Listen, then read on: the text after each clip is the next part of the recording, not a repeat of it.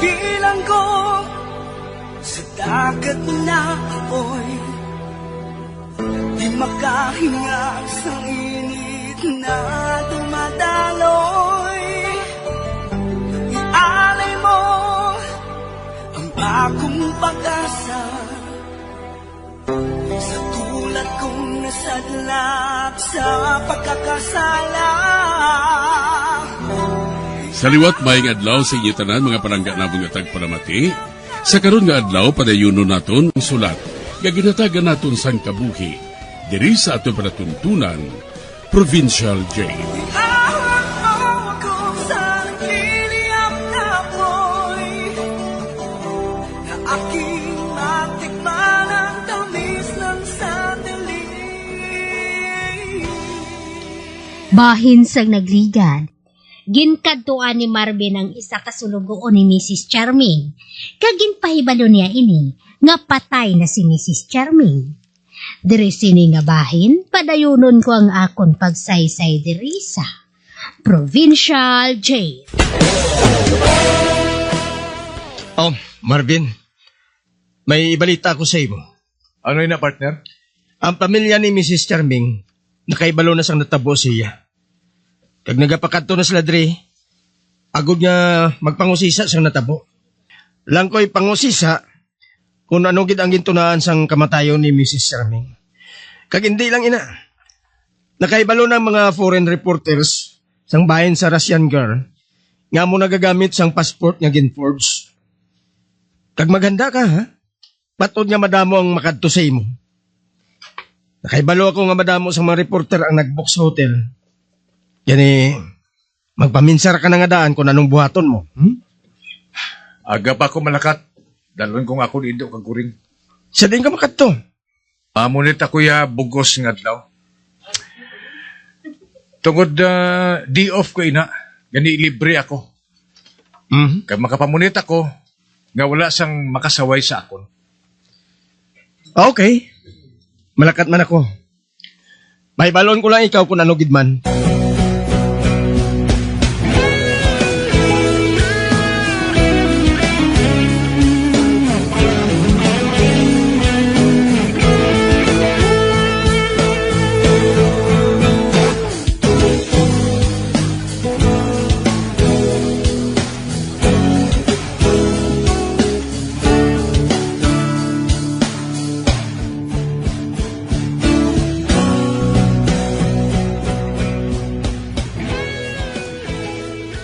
Samtang nagalakat ang kaso ngayon nakapatod ako, napatay na si Aiza.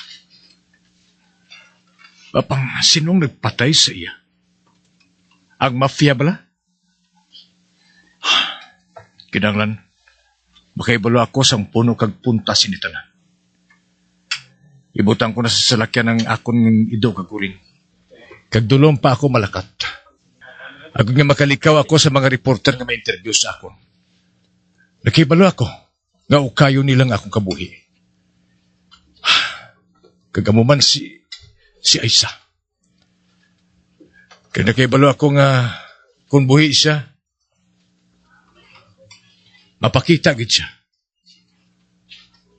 Apang, wala sa makasugid sina sa akon. Apang ako nagapatigid, nga patay na si Aiza.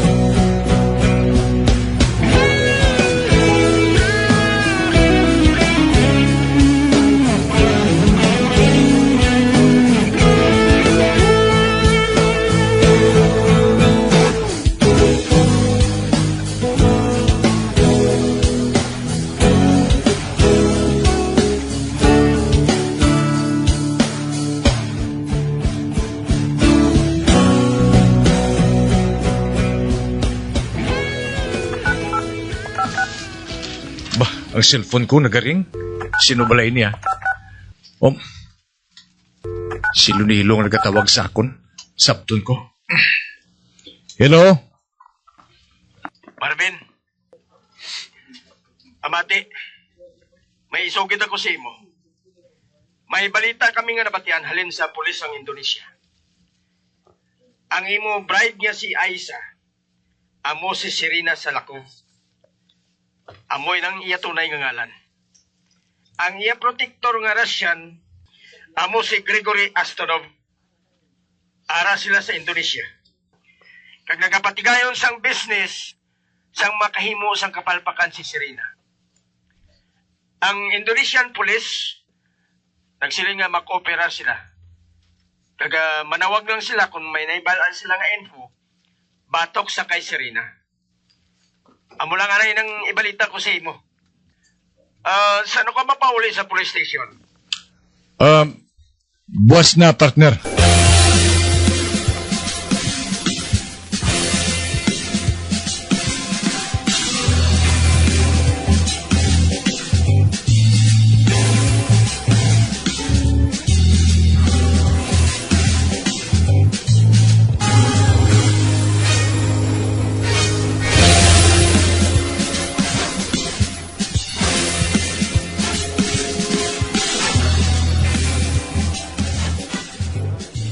Wala makaibalo si Lunilo nga nagbalik ako doon sa balay ni Mrs. Charming. Ang hagdanan, may balas.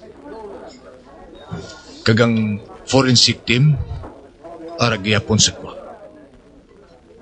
Kagbayo, kaya nakuha ng mga plastic na overall, may ginapasuksok sa mga pulis nga magkanto sa lugar sa krimen.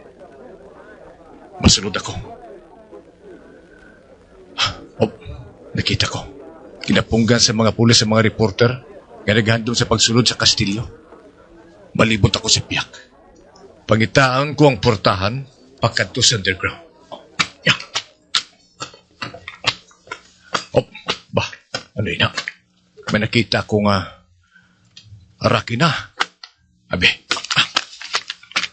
Ari, may mga liyabi nga nagakabit. Pagitaon kong liyabi sa underground rin.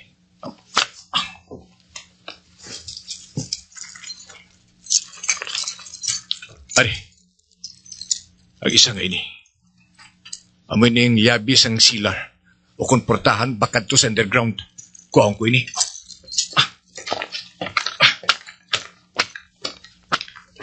Ari ng silar. Idasok kong liyabi nga ini.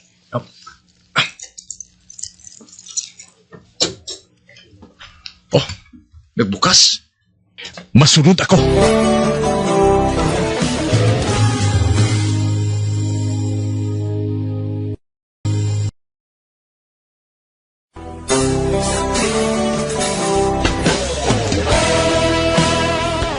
Nagbalik si Marvin sa balay ni Mrs. Charming.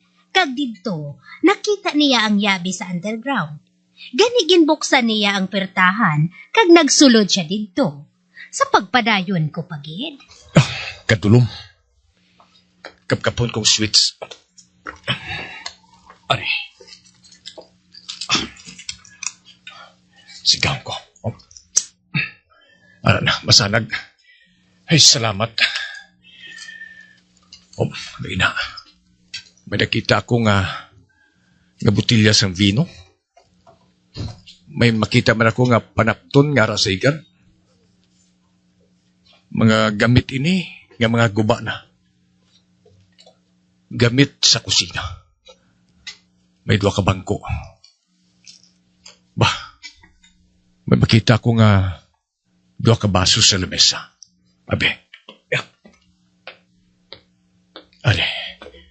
Ari baso. Simutan ko ning isa ka baso nga wala sa unod.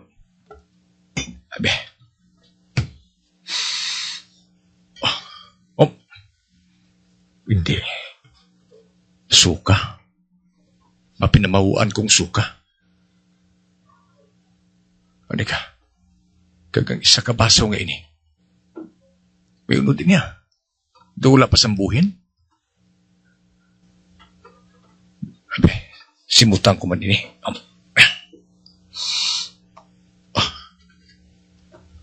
Wala ko makapanimaho sa suka. Matinlo man ang palibot. Wala ko sa nakita nga higko sa salog. Ano ina? Mga kahon? Mga dalagko nga kahon nga natangkas sa igan? mabalik ako sa ibabaw. Ang imuon ko, makikita ako sa chief ng forensic nga si Bruce. Mabalik na ako sa ibabaw.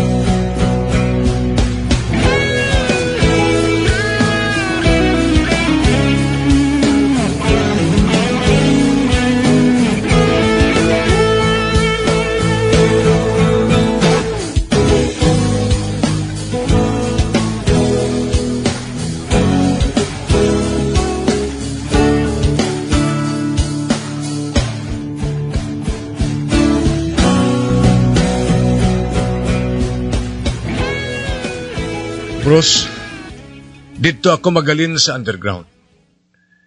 Kag nakapatod ako, nga natinluan na to sang nagligad nga adlaw. Apang may nakita ako dito nga mga kahon. Pwede ba lang nga dalo mo ditong timo? Agud buksan ang isa ka kahon dito? Nga aman, Pulis Marvin. Basi may bangkay nga nasunod sa isa ka kahon. Siguro nagatanaw ka sang horror movies ay, no? Kung isasaon ko ato, basi bala kumakigan ako. Pag kung hindi ka magpangusisa dito, isugid ko nga nagpamalibad ka sa pagpangusisa dito. Ate, sige. Maupod ako sa imo.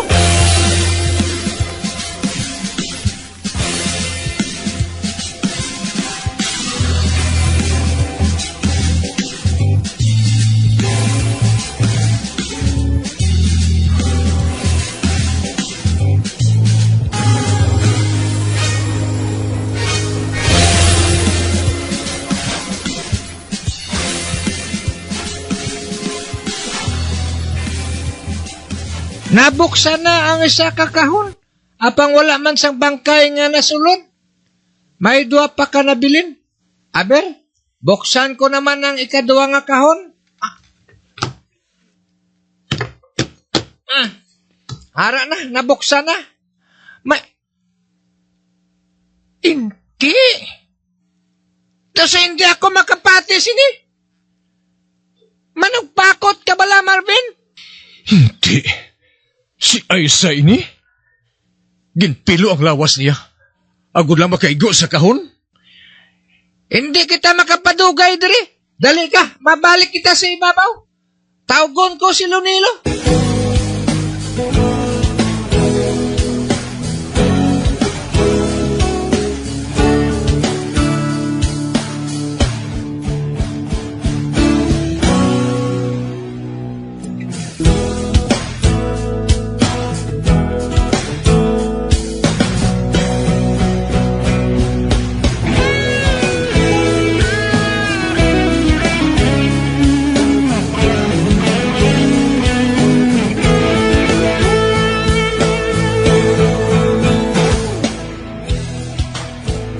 May serial killer nga nakalambot diri sa banwas ang tapol. Kag hindi ako magpati. Nga kaimuan ini sang Russian connection. Kung sino man nagpatay kay Mrs. Charming, kilala niya ini. Kag siguro, nagbalabag sa alagyan si Aisa. Kag napatay man niya ini. Apang unang nga ginpatay si Aisa sang sa kay Mrs. Charming. Si Mrs. Charming ginkuga kag ginhaboy sa pilas. Sino ba lang nagpatay sa ila? Sino?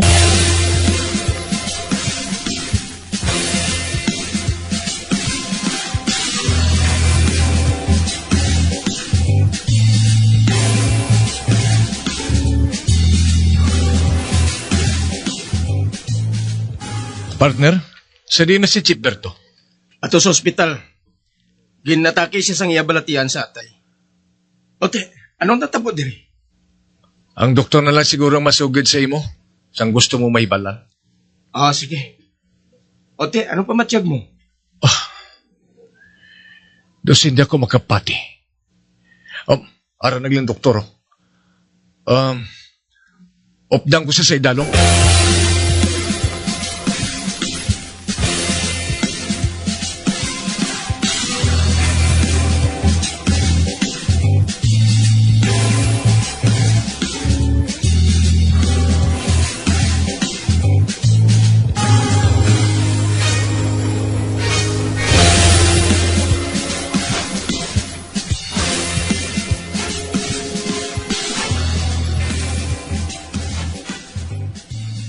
May mga kinarusan bala si Mrs. Charming sa iya mga lawas? Oo. Mayara ko, no? May nakita man sa iya panit nga nalukab. Siguro nagbato siya sa kung sino man nga gusto magkuha sa iya. Mahimo.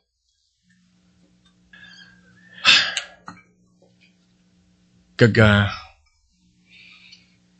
si Aisa ginlampusan sa sang matig ang butang. Pagkatapos ginhanot pagid ang iya ulo. Kagaboy nang gintunaan sang iya kamatayon. Pero milang sala nga aton haom-haom. Nagsiling ako nga makilala naton ang nagpatay kay Mrs. Charming. Sa kalalangan sang iya mga kinarusan, nga mong gintunaan sang iya pagkapatay. Kaga mahimo nga makilala naton siya. Ari pagigili. May nakita pagid ako sa idalom sang underground. Ano? 2 ka baso.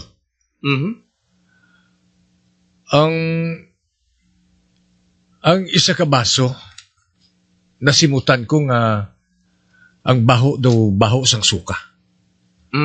Sa pagbanta ko,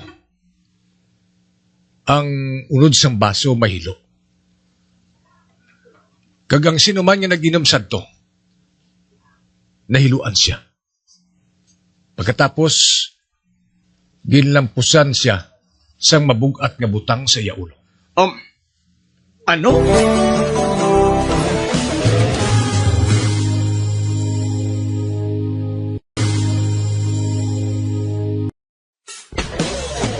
Bilang ko sa dagat na apoy, di makahinga sa init na dumadaloy.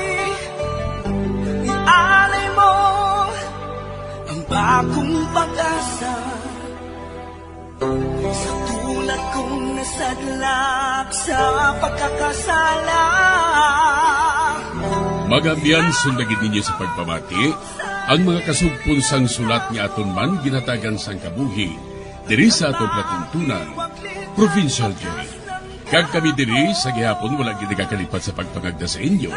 Gakun kabuman may kasaysayan, ipadala lang diri sa atong platuntunan, Provincial J, DYWB, Bombo Radio, Bandalagan, Siyudad Sang Bacolod. Sa direksyon ni Melvin Gatuslao.